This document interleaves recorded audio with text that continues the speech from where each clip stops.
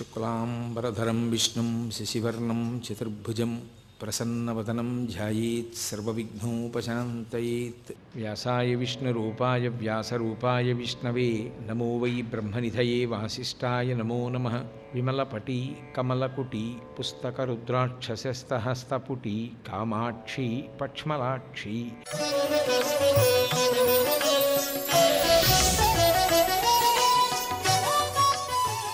న్యాయ ఘంట అని ఉండేది. ఈ దేశంలో చాలా చాలా చాలా గొప్పదైన సంస్కృతి విభవంలో ఒకటి న్యాయఘంట. అర్ధరాత్రి ప్రభువు నిద్రపోతున్నా ఎవరు వచ్చి గంట కొట్టినా ప్రభువు లేచొచ్చి దర్బారు తీరుస్తాడు. న్యాయస్థానంగా మారిపోతుంది. కలెక్టర్ అండ్ మెజిస్ట్రేట్ అని ఇప్పుడు అంటున్నాం మనం. అది ఇప్పుడు వచ్చింది కాదు, ఎప్పుడో పూర్వం రాజు న్యాయాధికారి. వెంకటేశ్వర వైభవంలో అయితే ఓ ఆవు వచ్చి గంట కొడితే వచ్చి తీర్పు చెప్పాడు రాజు, చోళరాజు. కాబట్టి న్యాయం అందించడానికి ప్రభువు ముందుకి రావడం అన్నది దానికి తగినవాడు కూర్చుంటేనే ఉంటుంది తప్ప రావణుడు సింహాసనం మీద కూర్చుంటే యోగ్యుడైన ప్రభువు ఎందుకు అవుతాడు? అందుకే అంటాడు మారీచుడు, నువ్వు ఎటువంటి వాడివో తెలుసా? మేషా గోమాయునాయథ. మేకల వెనక రక్షణ చేయడానికి ఒక గొల్లవాడు వెడితే బాగుంటుంది, కానీ మేకల వెనక తోడేలెడితే ఆ తోడేలే తినేస్తుంది మేకల్ని. నువ్వు రాజు అయితే నువ్వు లంకని పరిపాలించడం ఏమిటిరా, లంకను నువ్వే తినేస్తావు అన్నాడు ఆయన. స్వామినా ప్రతికూలేనా ప్రజా తీక్షణేన రావణ రక్షమానా నవర్ధంతే మేషా గోమాయునాయధ. సత్యం. సంస్కార బలమేది. అందుకని వినడు. మాట్లాడడానికి రమ్మను, ఎవరు ఏం మాట్లాడతాడు అని అడగడు. కాబట్టి పోని ఏ కారణం చేత కలుసుకోవడానికి ఈయన ప్రయత్నం చెయ్యొచ్చు. సామమా కుదరదు. శాంతి మాటలు వినడు, ఆయన జీవితంలో లేదది. దానమా, లోకంలో ఉన్న ఉన్నతమైన వస్తువులన్నీ ఆయనే ఎత్తుకొచ్చి దాచుకున్నాడు, ఇంకా కొత్తగా ఏమిస్తారు? భేదమా, ఇప్పుడు మిగిలినటువంటి వాళ్ళతో యుద్ధం చేస్తూ కూర్చుందామన్నా, యుద్ధ ప్రకటన చేద్దామన్నా ఇప్పుడు అదంతా అయ్యే పనే తన ఒక్కడి చేత. ఇక మిగిలిందేమిటి? చతుర్థమిహ విద్యతే, దండోపాయం ఒకటే మిగిలింది. నలుగురిని కొట్టి 2 చెట్లు విరిచేస్తే చాలు. ధర్మం అని ఒక మాట ఉంటుంది, అది ఎప్పుడూ తప్పకూడదు. చెట్లు పీకేస్తే తప్పు, శాఖా భంజనం తప్పు కాదు. కొమ్మలు విరిస్తే మళ్ళీ కొమ్మలు ఎదుగుతాయి. చెట్లు పీకేస్తే ఆ చెట్లిక వృద్ధిలోకి రావు. కాబట్టి చెట్లు పీకడం మహా తప్పు. చెట్లు నాటుతున్నామని ఇవాళ నాటి రేపు నీళ్లు పోయడానికి కూడా రాకపోవడం అంతకన్నా పెద్ద తప్పు. కాబట్టి మహానుభావుడైనటువంటి హనుమ ఏ ఉద్వేగంలో ఉన్నట్లు మనకి కనపడినా లోపల పరమ ప్రశాంతంగా ఉండి ధర్మాన్ని విడిచిపెట్టారు. రామాయణానికి మెరుపులు అక్కడున్నాయి. కాబట్టి ఇప్పుడు ఆయన చూశారు ఎలా అంటే తద్వనం అదితై వృక్షై భిన్నైశ్చ సవిశాలయై చూర్ణితై పర్వతాగ్రైశ్చ బభూవా ప్రియదర్శనం. అక్కడ ఎన్నో చెట్లు, అందమైనటువంటి చెట్లు, శిశుపా వృక్షాలు, ఆ చిగుర్చినటువంటి శిశుపా వృక్షాలు, ఆ ఈత చెట్లు, కొబ్బరి చెట్లు, పనస చెట్లు, వెదురు చెట్లు, ఆ చెట్లన్నింటితోటి అది ప్రమదావనం. రామాయణంలో ప్రమదావనము అన్న మాటని ఈ రాష్ట్రంలో ఒక ప్రముఖమైనటువంటి పత్రిక చాలా కాలం ఒక శీర్షికగా వాడుకుంది కూడా. కాబట్టి అది రావణుని యొక్క అంతఃపుర స్త్రీలు విహరించి సంతోషించేటటువంటి ప్రమదావనం. ఇప్పుడు ఆ ప్రమదావనం భగ్నమైపోతే రావణుడికి బాధ కలుగుతుంది. ఎవడు పాడు చేశాడని అడుగుతాడు. ఏదో ఓ పంచె చింపేస్తేనో ఓ దండం తెంపేస్తేనో ఆయన ఏం పట్టించుకోడు. ఆయనకి చెప్పవలసినంత విషయం కాదు అది. ఆయనకి చెప్పవలసిన విషయం అంటే ఆయన ప్రమదావనాన్ని, ఆయన ప్రమదావనం అంటే ఆయన అంతఃపుర స్త్రీలు అక్కడ మాత్రమే విహరిస్తారు.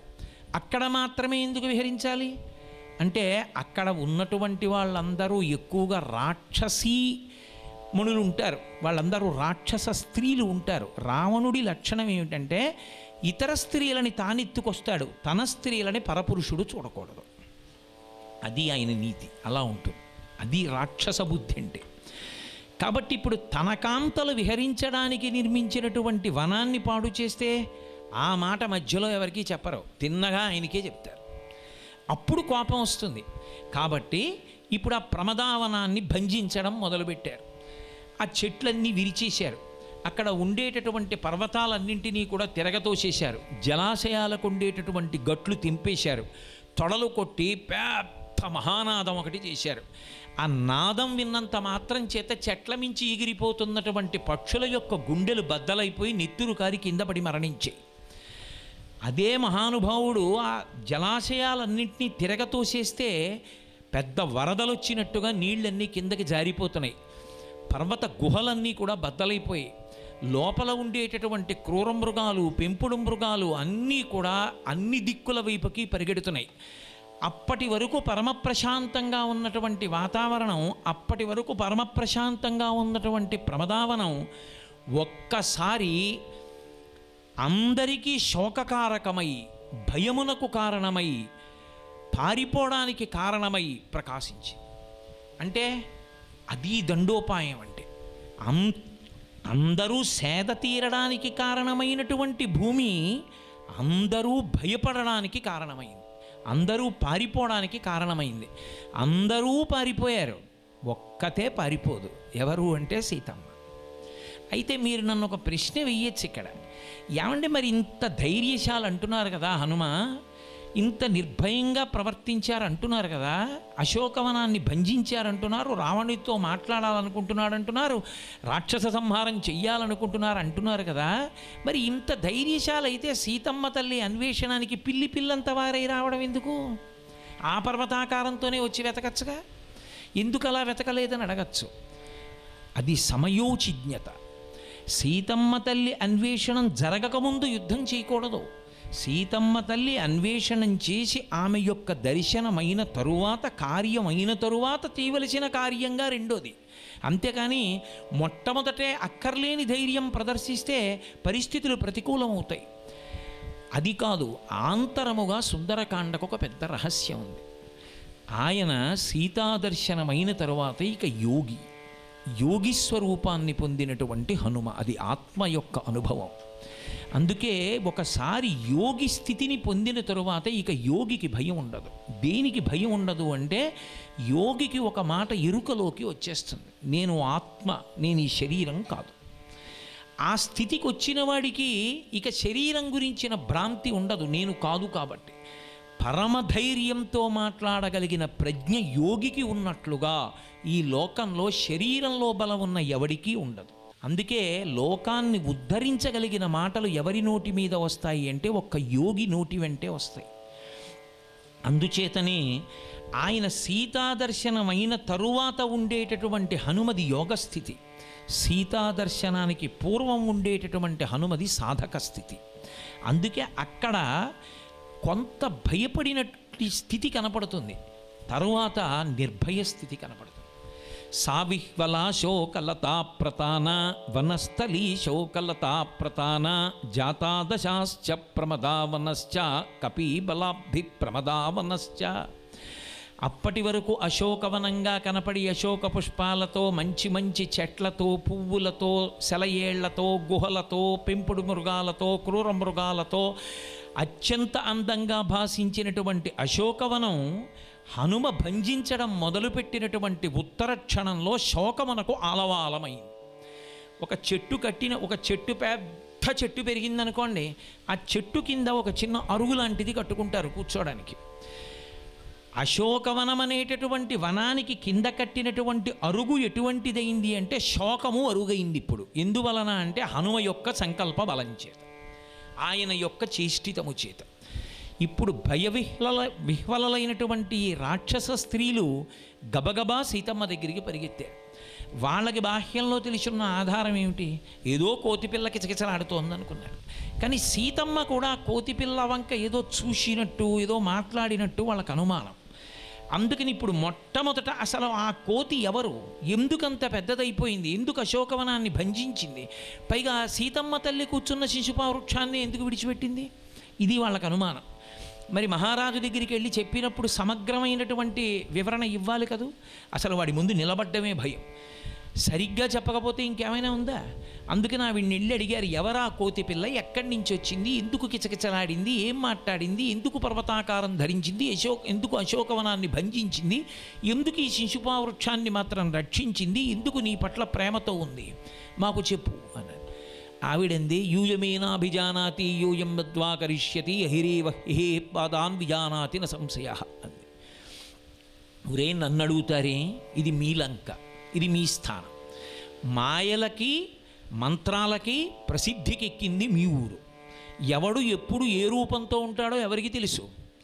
వాడు అలాగే ఉంటాడని నమ్మకం ఉండదు. రూపాని చిత్రాన్ని అని సుందరకాండలో అన్వేషణ చేస్తున్నప్పుడు మహర్షి చెప్పారు కదా, వాళ్ళు ఒక్కొక్క రూపం ఒక్కొక్క సమయంలో ఒక్కొక్కలా ధరిస్తుంటారు. ఎందుకంటే వాళ్ళకి అంతమంది శత్రువులు, భయం ఎప్పుడు ఎవడే వస్తాడో అని. నేను ఒకలా కనపడరు, మారువేషాల్లో తిరుగుతుంటారు. అందుకని మీకు తెలియాలి. పాము పాకింది అనుకోండి, పాము కాళ్ళు ఉన్నాయా లేవా అండి అంటే, పాము కాళ్ళు ఉన్నాయో లేదో ఎవరు చెప్పాలి? పక్క పాము చెప్పాలి. నేను ఎలా చెప్తాను? పాము కాళ్ళు ఉన్నాయో లేదో తోకట్టుకు ఎత్తి చూడనా? అలా చూస్తే ఊరుకుంటుంది అది. పాము కాళ్ళతో నడుస్తుందో కాళ్ళు లేకుండా పాకుతుందో పాముకు ఒక్కదానికే తెలుస్తుంది కాదు. విమానం కిందకి దిగినప్పుడు చక్రాల మీద దిగిందా చక్రాలు లేకుండా దిగిందా అంటే పైలట్కి ఒకడికే తెలుసు. అక్కర్ లేకుండా కిటికీల్లోంచి ఎగబడి చూసేసే ప్రయత్నిస్తే ఓసారి కనపడచ్చు, ఓసారి కనపడకపోవచ్చు. ఎవరికి ఏది తెలియాలో వాళ్ళకి తెలుస్తుంది తప్ప అందరికీ అన్నీ తెలియాలని సిద్ధాంతం ఏం లేదు కదా. కాబట్టి మాయలకి మారుపేరైన మీకు తెలియాలి, ఆ వచ్చినవాడెవరో నాకేం తెలుసు, నాకు తెలియదంతే. మళ్ళీ అనుమానం మనకున్న పెద్ద, కానీ ఒకటి అనుమానం ఉండడం మంచిదే కొన్ని విషయాల్లో, అతి అనుమానం మంచిది కాదు. చదవడం ఎందుకు అంటే అనుమానాలు పెంచుకోవడానికి చదవకూడదు. చదవడం ఎందుకు అంటే తెలుసుకోవడానికి. తెలుసుకునేటప్పుడు అనుమానం వస్తే దోషం లేదు తప్ప, ఎవడో వచ్చి సుందరకాండ చెప్పాడు నీకు అదే పనిగా వాడి నెంబర్ తెలుసు కదా అని ఫోన్లు చేసేసి రామాయణంలోనండి అంటూ మొదలు పెట్టకూడదు. ఆయనకి పనులు ఉంటాయని గుర్తుపెట్టుకోవాలి.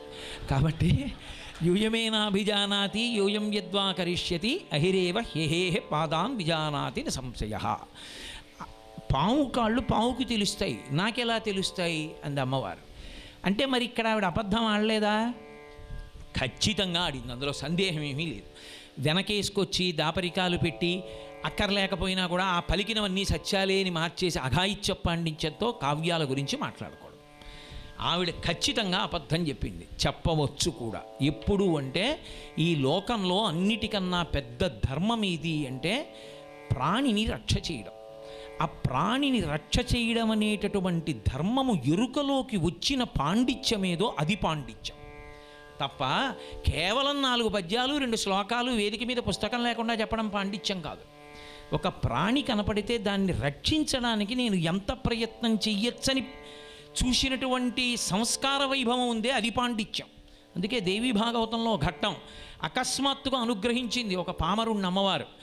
అనుగ్రహించేటప్పటికి ఓ పందిని జరుగుతున్నాడు వేటగాడు. అడవి పంది పరిగెత్తుకుంటూ వచ్చేసి ఆయన పర్ణశాలలోకే దూరి తడిక చీల్చుకుని పక్కకు పోయింది.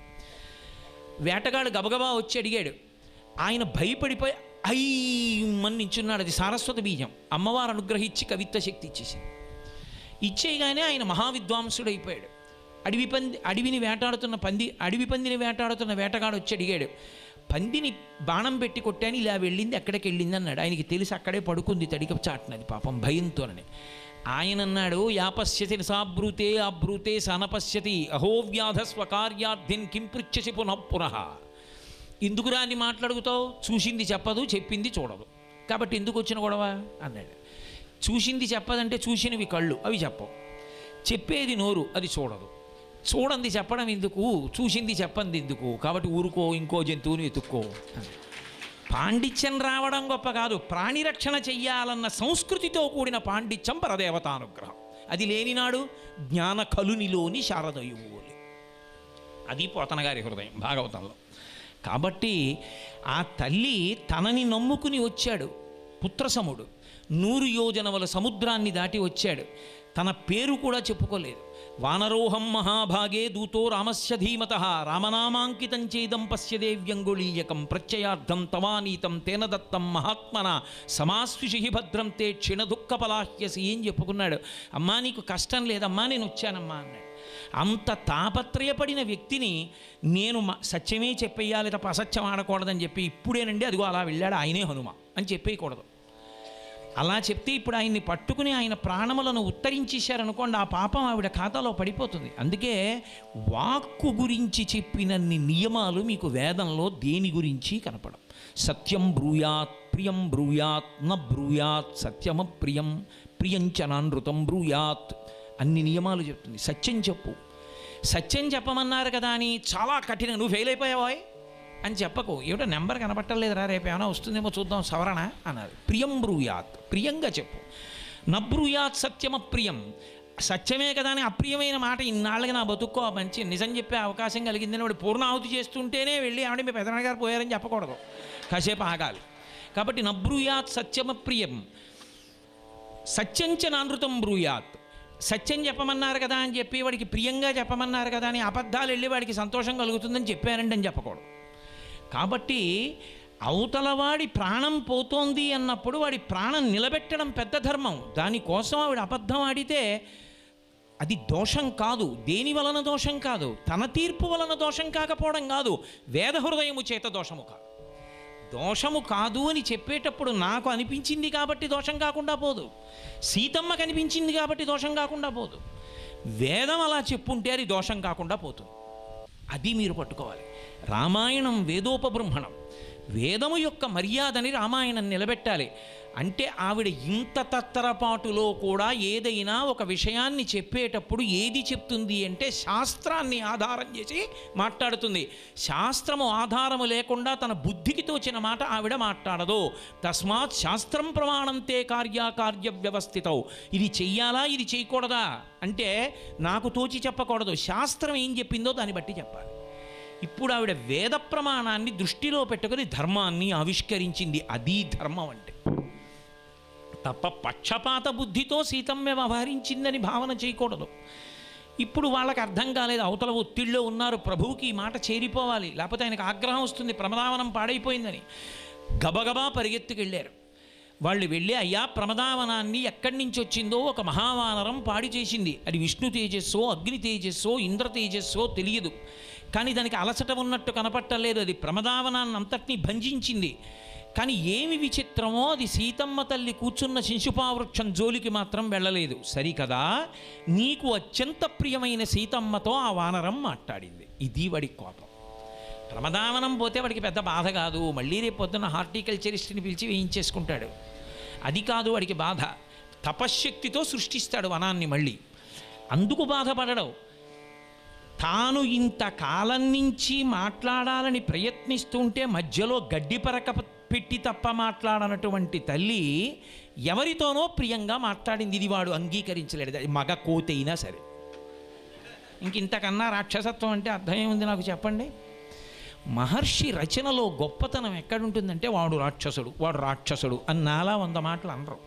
వాడు చేసింది చెప్తారు, రాముడు చేసింది చెప్తారు. రాముడు చేసింది చెప్పినప్పుడు ధర్మాత్ముడని మనమే అనాలి. రావణుడు చేసింది చెప్పినప్పుడు వాడు దుర్మార్గుడని మన చేత అనిపిస్తారు.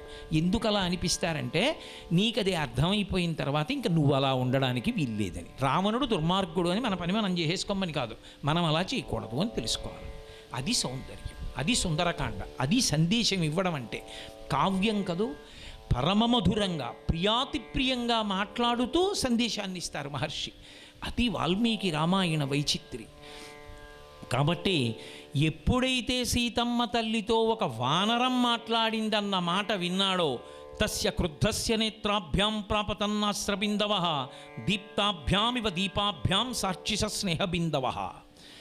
బాగా నూనె పోసేసినటువంటి దీపపు కుండిలో ఒత్తి బాగా వేసేసి వెలిగిస్తే ఎక్కువగా నూనె పీల్చుకున్నటువంటి కారణం చేత అగ్నిహోత్రంతో వెలుగుతున్నటువంటి ఆ దీప పుంజం, ఆ కాంతి పుంజం నేల మీదకి ఎలా వెలుగుతూ రాలి పడుతుందో అలా తనకి ఆమె యందు అంత ప్రీతి ఉండగా తనతో మాట్లాడని సీతమ్మతో ఎక్కడ నుంచో వచ్చిన ఒక మహావానరం మాట్లాడిందని, ఆ మహావానరంతో సీతమ్మ మాట్లాడిందని, ఆ సీతమ్మ పట్ల వానరానికి భక్త్యో ప్రీతో ప్రేమో ఉందని, ఉన్న కారణం చేత తనకి ప్రియమైన అశోకవనాన్ని భంజించి సీతమ్మ కూర్చున్న చించుపావృక్షాన్ని మాత్రం రక్ష చేసిందన్నది అసలు లోపల ఇమడదొక్క క్షణం కూడా అగ్నిహోత్రంలా పడిపోతుందంతే. నేను కంటి వెంట బాష్పధారాలు పడ్డాయిట. అది ఏడుపు కాదు, ఆగ్రహం. అంత కోపంలో నీటి బిందువులు పడ్డాయిట. లోహితాక్షం మహాబాహుం మహారచితవాసనం అంటారు మహర్షి. ఎర్రటి కళ్ళతో ఉంటాడు. ఆ లోపలి రజోగుణం వ్యక్తం అవుతూ ఉంటుంది కళ్ళల్లోంచి. అంచులు కూడా ఎరుపుతూ ఉంటాయి. మీరు ఎప్పుడైనా రామాయణంలో వర్ణన చదవండి, సీతమ్మ గురించి మాట్లాడితే నలుపైన కనుకొలుకొలున్నదానా అని పిలుస్తుంటారు, అసితీక్షణ అంటారు. అంత బాధలో ఉండి కూడా ఆమె కన్నులు నల్లగా ఉంటాయి. అంటే అమాయకత్వం, అజ్ఞానం తెలియని వాడు బాగుపడాలి బాగుపడాలి బాగుపడాలన్నది లోపలుంది కాబట్టి రజోగుణంగా వ్యక్తం అవ్వలేదు. అది సాత్విక బుద్ధిగా ఉండిపోవడం ఆమె కన్నుల నల్లతనానికి గుర్తు. ఆమె కన్నులే ఎరుపెక్కితే ఇక లోకం నిలబడుతుందా? అది ఆవిడ గొప్పతనం. ఇది రావణుని లేఖితనం. కాబట్టి కంటి వెంట నీటి చుక్కలు పడ్డాయి. వెంటనే 80,000 మంది కింకరుల మూకని పిలిచాడు. ఆగ్రహానికి వశుడైపోయినటువంటి వాడి తత్వం ఎలా ఉంటుంది అనేటటువంటి దానికి ఇది ఉదాహరణ. అప్పటి వరకు హనుమ చేసినది కేవలం అశోకవన భంజనం అంతే. అది ఒక పెద్ద కోతి కూడా చేస్తుంది. 4 చెట్లు విరిచేయడం పెద్ద విశేషం కాదు. ఆ పని చేసినందుకు దాన్ని పట్టమని లేదా కొట్టమని దాన్ని చంపమని ఎంతమందిని నియోగించాడో తెలుసా? 80,000 మంది. అంటే ఆయన ఉద్దేశ్యం ఏమిటి?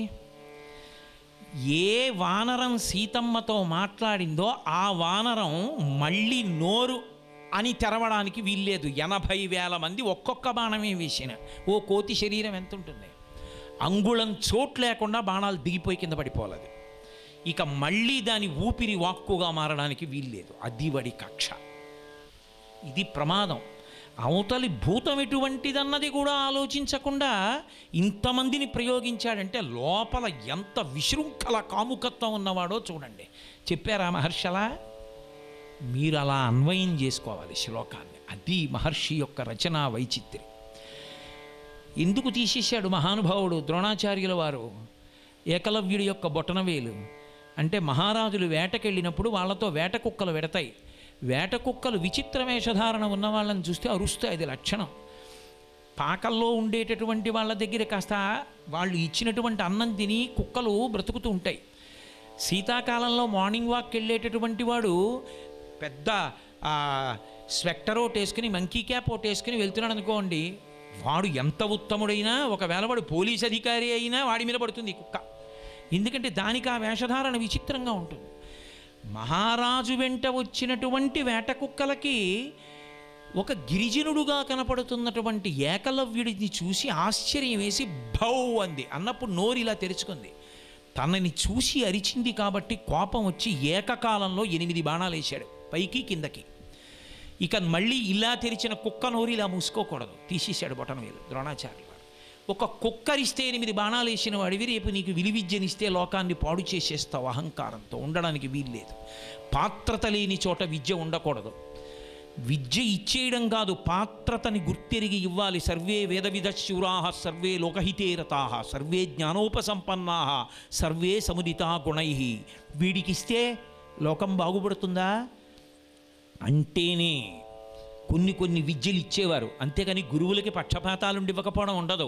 మనం ఆ కళ్ళజోళ్ళు ఎట్టుకుని చూసి మహాత్ముల్ని, ఏ వాంగ్మయాన్ని చూసి ప్రపంచ దేశాలన్నీ సాగిలబడి నమస్కరించాయో అటువంటి భారతంలో ద్రోణాచార్యుల వారికి కూడా వేలు పెట్టి మాట్లాడడం మన చేతకానితనం, మన కుసంస్కారం తప్ప ద్రోణుడి తక్కువతనం కాదు. సర్వం శ్రీ ఉమామహేశ్వర పరబ్రహ్మార్పణమస్తు. స్వస్తి.